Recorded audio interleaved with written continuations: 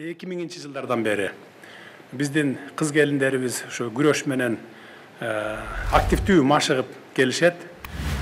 Бирок бир дагы өзлөрүнүн спорт залы жок, жалаң эркектер менен машыгып келчү.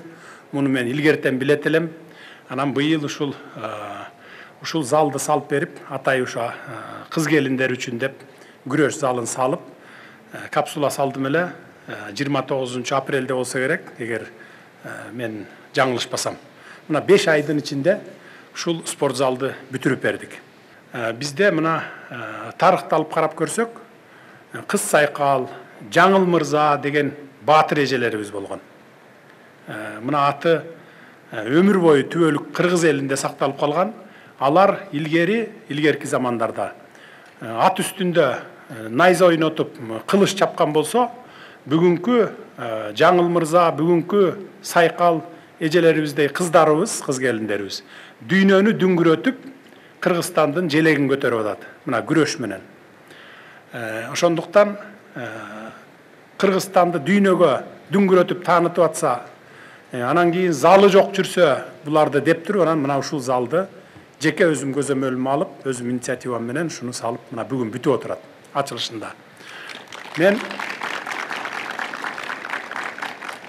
Мен ойлойм, мына ушул жерде жаш кыздар турат. Сиздер мына 3 кызыбыз, ушуларга үлгү болуп, ушуларды кызыктырып, ушул эжелерибиздей өссөк экен деп, булар дагы ошо залдан чыкпай жүргөн кыздар экени көрүнүп турат мынакей. Спортсмен кыздар экенибиз. Мен муну менен эмнени айткым келет? Силер улам алдыңкы үлгү боло турган адамдарды көрүп, кийинки муун өсөт. Алдыңкы муун дайыма арткы муунга, келе жаткан муунга үлгү болуш керек. Мына сиздер, мына 3 кызыбыз, Айсулу, Айпери, Мээрим үчөө. Мына ушул кыздарга үлгү болуп отурасыздар. Кийин сиздердин артыңыздардан ушундай спортсмендер чыксын. Анан мен ушу былтыр капсула салып атканда сиздерден суранып кеттим элем.